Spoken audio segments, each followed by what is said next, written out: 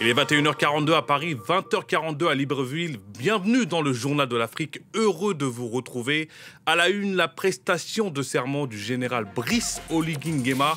Le désormais président de la transition gabonaise a notamment promis de rendre le pouvoir aux civils. Pour en parler, Axel Auger, sociologue et enseignant-chercheur à l'Académie militaire de Saint-Cyr. Nairobi, capitale africaine du climat, à 100 jours de la COP28 de Dubaï, le Kenya accueille le premier sommet africain sur la question climatique. La correspondance à Nairobi dans cette édition. Enfin, nous vous emmènerons au Sénégal, à Touba, ville sainte où se réunissent depuis lundi des milliers de personnes pour le pèlerinage annuel des fidèles de la confrérie mouride. Le reportage de nos correspondants à suivre. 5 jours après le coup d'État contre le président Ali Bongo, c'est peut-être une nouvelle page de l'histoire du Gabon qui s'ouvre. Ce lundi à Libreville, le général Brice Oligui Nguema a prêté serment sur une charte de la transition. Il devient donc président de cette transition et a promis de rendre le pouvoir aux civils. La correspondance à Libreville d'Ismaël Obiangze. Ici et maintenant, je m'engage solennellement à ne ménager aucun effort pour qu'à l'issue de cette transition, notre pays soit doté d'institutions fortes. C'est par ces mots que le président du comité militaire, le général Brice Oligui Nguema, qui a écarté Ali Bongo Ondimba du pouvoir, est entré officiellement en fonction ce lundi au palais présidentiel à Libreville.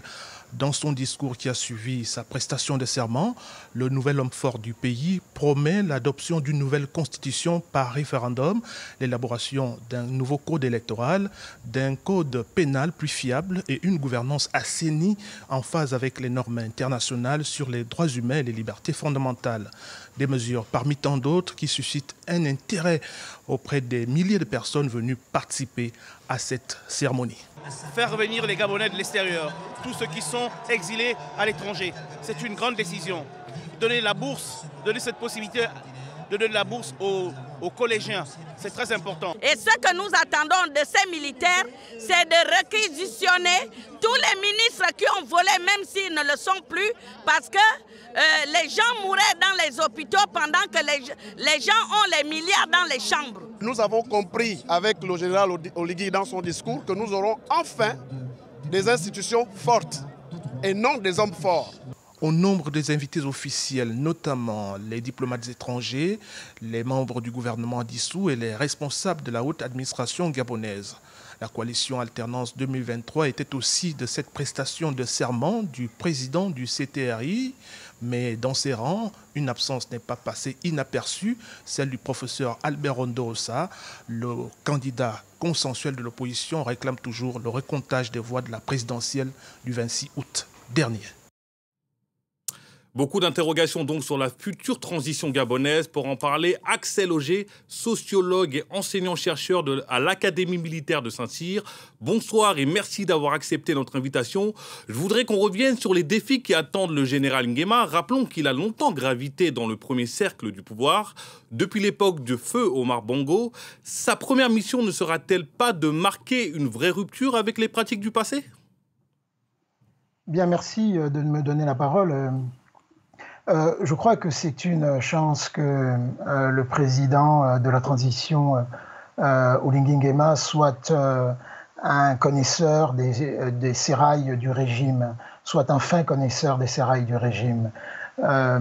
C'est une opportunité parce qu'il pourra, par la connaissance qu'il a des institutions, du régime, de la mécanique du pouvoir, eh bien, repérer les signes, même faibles, d'un retour aux errances anciennes.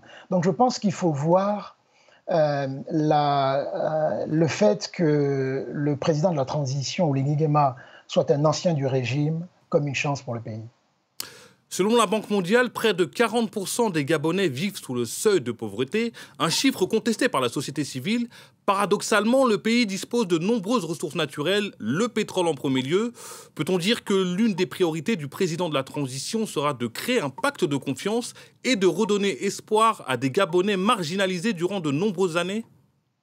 Je pense que l'enjeu économique et social est un enjeu majeur ce que nous avons vu ces derniers jours à Libreville et dans les médias grâce à vous, ça a été un putsch militaire qui est devenu un putsch populaire.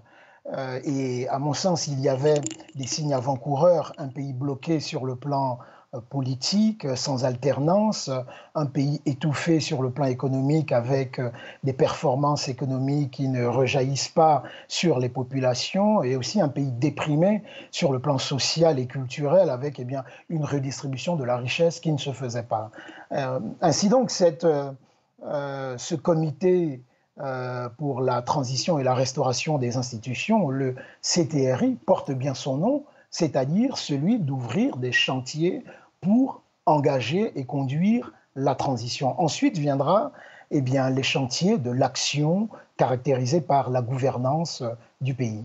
Justement, vous parlez de la gouvernance. On l'a vu lors de cette cérémonie, des visages bien connus des Gabonais, comme le Premier ministre Alain-Claude Bilibaïdze et la vice-présidente Rose-Christiane Osuka-Raponda, qui pourtant venaient d'être écartés par le putsch. Comment l'interpréter? Peut-on y voir une volonté de rassembler? On peut y voir non seulement une volonté de rassembler, mais aussi un sens de la sagesse et du respect des institutions, y compris même de personnalités qui ont été impliquées dans la gouvernance antérieure. Je pense que les actions de transition qui sont conduites par le CTRI prennent garde aussi à ne pas se lancer dans une sorte de chasse aux sorcières qui pourrait conduire le pays à se déchirer. Je crois qu'il y a une attention particulière et des précautions à prendre dans ce sens-là. Certes, le CTRI est dans une phase de transition, dans un processus de redressement des institutions, et les chantiers ont été indiqués par le président de la transition, mais il y a aussi derrière une demande d'ordre social, d'ordre politique, d'autorité qui reçoit l'assentiment de la population. Je pense qu'il faut être vigilant à ne pas se lancer dans une chasse aux sorcières outrancière. Merci Axel Auger d'avoir répondu à nos questions. Je rappelle que vous êtes enseignant-chercheur à l'Académie militaire de Saint-Cyr. Nairobi, capitale africaine du climat durant 3 jours. Le premier sommet africain sur le climat s'est ouvert ce lundi. Une quarantaine de chefs d'État du continent se réunissent avec pour objectif trouver des pistes de financement. Tout ça à 100 jours de la COP28 de Dubaï. Les précisions de notre correspondant Bastien Renouille. Plus de 30 000 personnes accréditées, une quarantaine de chefs d'État africains. C'est un sommet exceptionnel qui vise à trouver des solutions aux problèmes du changement climatique. L'Afrique est particulièrement touchée alors qu'elle représente seulement 4% des émissions de gaz à effet de serre. La région du Kenya notamment n'est pas épargnée avec une grave sécheresse qui a touché le pays et les pays de la région au cours des 3 dernières années. Il faut donc apporter des solutions, mais des solutions qui ne peuvent pas seulement venir des COP et des sommets organisés à l'international. L'Afrique doit elle-même trouver ses propres solutions. Je vous propose d'écouter à ce sujet Josepha Sako, commissaire de l'Union africaine, responsable de l'agriculture. Nous savons que nous sommes vulnérables et maintenant nous sommes en train de voir où sont les solutions. Tu ne peux pas être un leader, un président de la République, un ministre, nous des commissaires, et rester les bras croisés parce qu'on attend que le pays industrialisé, ou bien les pays industrialisés, les pays du global nord, du nord global, nous donnent l'argent. On peut mobiliser. L'Afrique, c'est le futur. Nous avons des moyens, donc voilà pourquoi nous sommes ici. Durant ce sommet, plusieurs thématiques différentes seront abordées, notamment comment avoir une agriculture plus efficace, mais qui respecte l'environnement, comment produire des minerais verts, ou encore comment produire plus d'électricité de manière responsable, une électricité durable. Mais la question centrale, ce sera celle du financement de tout cela. Il est extrêmement difficile de financer tous ces projets. Alors les pays africains doivent s'entendre sur la manière à adopter. Ils militent pour un nouveau pacte financier mondial, pour de nouvelles taxes sur les transactions financières, pour un rééchelonnement des dettes africaines afin qu'ils puissent massivement investir, afin que l'Afrique ne soit pas une victime du changement climatique, mais bien une solution à l'échelle mondiale. En bref et en images, dans le reste de l'actualité, plus d'une semaine après sa réélection contestée par l'opposition, le président zimbabwéen Emmerson Mnangagwa a prêté serment ce lundi. Il s'est félicité d'élections transparentes et crédibles, tout en promettant la démocratie et la bonne gouvernance. En Israël, le Premier ministre Benjamin Netanyahou a déclaré dimanche que son pays envisageait d'expulser 1 millier d'Érythréens ayant pris part aux émeutes qui ont fait des dizaines de blessés ce week-end à Tel Aviv. Près de 140 personnes, dont une douzaine de demandeurs d'asile érythréens, avaient été touchés par des tirs à balles réelles de la police israélienne. Enfin, en République démocratique du Congo, 2 officiers ont été arrêtés après la répression militaire d'une manifestation qui a fait une 50aine de morts mercredi dernier à Goma. Annonce faite lundi par le gouvernement congolais. Il s'agit du colonel Mike Mikombe, commandant de la brigade interarmée de la garde républicaine dans la province du Nord-Kivu, et du lieutenant-colonel Donatien Bawili, commandant du 19e régiment de la garde républicaine. Leur procès pourrait s'ouvrir dans les prochains jours. Alors on termine au Sénégal. Ce lundi, plus de 3 millions de fidèles se sont rassemblés à Touba pour l'un des plus importants pèlerinages religieux du continent.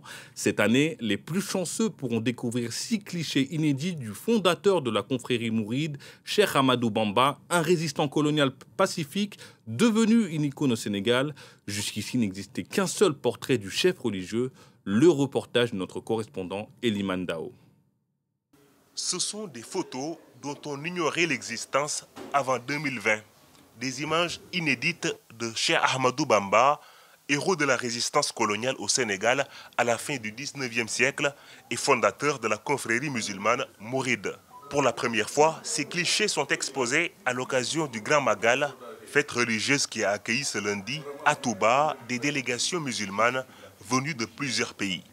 Fallou fait partie du collectif de la confrérie mouride qui a acquis les photos à hauteur de 40 millions de francs CFA, 60 000 €, lors d'une vente aux enchères en France il y a quelques mois. Le patrimoine est extrêmement important parce que c'est ça qui... en tout cas, c'est l'héritage et patrimoine extrêmement important. Et c'est la raison pour laquelle les mourides ils se sont réunis pour acheter ces photos. Chaque année, plus de 3 millions de fidèles viennent célébrer le départ en exil de Cheikh Ahmadou Bamba, envoyé au Gabon par le colonisateur français en 1895. Le chef religieux a tiré sa révérence en 1927, mais il est célébré chaque année par des disciples de plus en plus nombreux. C'est notre guide religieux, guide spirituel, mais c'est notre tout en quelque sorte. Tous les disciples se rencontrent, on prie pour que, on ne dirait pas seulement le Sénégal, mais que le monde entier soit dans la paix, dans la grâce de Dieu.